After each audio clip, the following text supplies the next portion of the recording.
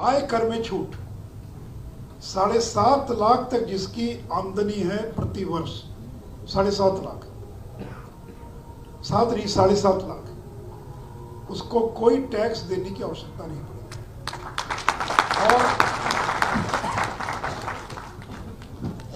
और कितने करोड़ लोगों को फायदा होगा इसका? 1 करोड़ से ज्यादा लोगों को। 1 करोड़ से ज्यादा करदाता ऐसे हैं जो 5 लाख से लेकर 7 लाख 7.5 लाख की सीमा में आते हैं। अब उनको कुछ नहीं करना, एक सिंपल रिटर्न 1 पेज का फाइल कर देना है। तो हमने टैक्स की दरों को कम कर दिया। जो स्लैब होते हैं इनकम टैक्स के 6 से घटाकर उसको 5 कर दिया। और देखिए लोग कहते हैं कि भाई पुरानी इनकम टैक्स में बहुत तरह की छूट मिलती थी, नए वाले में छूट नहीं है। तो अगर आपको छूट चाहिए तो आप जाइए, पुराने वाले में हमने बंद नहीं किया है। तो दोनों विकल्प आपके सामने हैं। नया भी विकल्प है और पुराना भी है। ओल्ड स्कीम भी है और न्यू स्कीम भी है।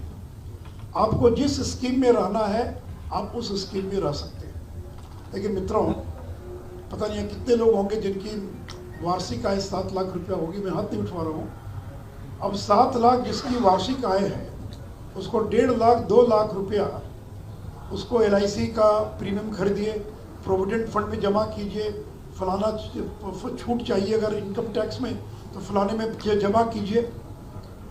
उसको बाध्य किया जाता था सरकार की ओर से, आप अगर आपको 0 चाहिए तो आपको 2 लाख रुपया जमा करना पड़ेगा प्रोविडेंट फंड में, LIC में, फलानी चीज़ों में, तब आपको छूट मिलेगी।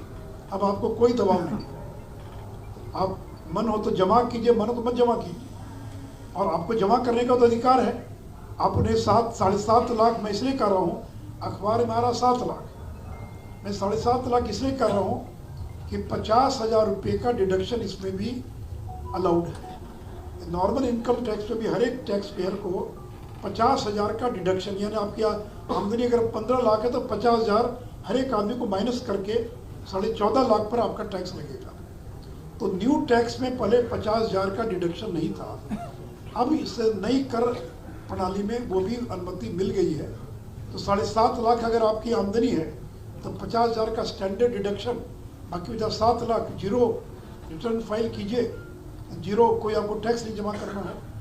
और देखिए सबसे बड़ा कि इतना सरलीकरण हो गया, एकदम टैक्स रेट कैलकुलेट कीजिए।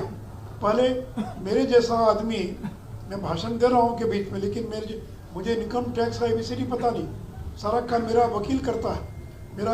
अब वो ये डिडक्शन वो डिडक्शन, यहाँ जमा कीजिए, वहाँ जमा कीजिए, वो कागज रखिए, ये कागज, कोई कागज रखना नहीं, कुछ नहीं करना।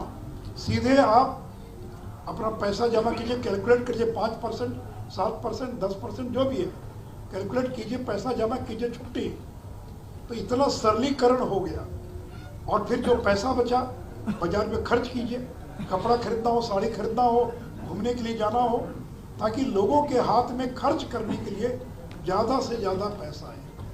लोग कहते हैं कि प्राइवेट सेक्टर पैसा नहीं लगा रहा है, पूंजी नहीं लगा रहा। क्यों नहीं लगा रहा है? डिमांड नहीं है। कोविड के दौरान जो लोग बेरोजगार हो गए, लोगों की आमदनी कम हो गई, तो लोगों ने खर्चा करना कम कर दिया। अब खर्च करेंगे तब ना मांग बढ़ेगी, और जब मांग बढ़ेगी तब ना नए उद्योग लगेंगे। तो अगर आदमी के हाथ में पैसा आएगा तो खर्च करेगा। सरकार चाहती है कि लोग खर्च करें, क्योंकि खर्च करेंगे तब डिमांड बढ़ेगी, और जब डिमांड बढ़ेगी तब नए नए उद्योग आएंगे। और आपको जितना इन्वेस्ट करना कीजिए इन्वेस्ट, लेकिन आपको बात देनी होगी। इसलिए मित्रों, एक बड़ा भ्रम पैदा करते हैं कांग्रेस के लोग कि ये नए टैक्स के अंदर फलाना है। तो मैं इतना ही कहूँगा, आप उनको बोलिए कि भाई आपको पसंद नहीं हो तो आप पुराने टैक्स में जाइए। पुराने इनकम टैक्स उसको बंद नहीं किया, उसको बंद नहीं करेंगे। आप जिसमें चाहिए आप उसके अंदर जो है और जा सकते हैं। मैं और उसके डिटेल्स में नहीं जाऊंगा, क्योंकि बाकी जो जानकार लोग हैं वो उसके बारे में और उसको अपना समझेंगे। मैं उसके और विस्तार में नहीं जा रहा हूँ। और मित्रों देखिए, गुजरात तो यहाँ तो मेरे ख्याल से शहरीकरण 40-45% होगा। कितना शहरीकरण है? अर्बनाइजेशन 50, हमारे बिहार तो 10% और शहरीकरण, 90% और ग्रामीण है। तो मिडिल क्लास कहाँ ज़्यादा? शहर में है। और इस नई इनकम टैक्स का लाभ किसको मिलेगा? मिडिल क्लास को, मिडिल क्लास को मिलेगा, मध्यम वर्ग को मिलेगा। पता भारत में कितने मध्यम वर्ग के लोग हैं? 43 करोड़। और 2030 तक ये संख्या बढ़कर हो जाएगी 71 करोड़। और यही मध्यम वर्ग है जो ज़्यादा खर्च करता है। अरे पैसे वाले लोग तो कमाएगा 10 करोड़ तो कितना खर्च करेगा, उतना ही ना खर्च करेगा जितना आप खर्च करते हैं। तो ज़्यादा खर्च करता है मध्यम वर्ग।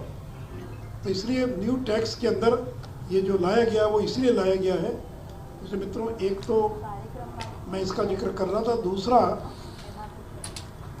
कोऑपरेटिव के बारे में, चूँकि यहाँ पर लोग बड़ी संख्या में, गुजरात कोऑपरेटिव वाला राज्य है, यद्यपि यहाँ शहर के लोग हैं जिनका शायद उतना संबंध नहीं होगा।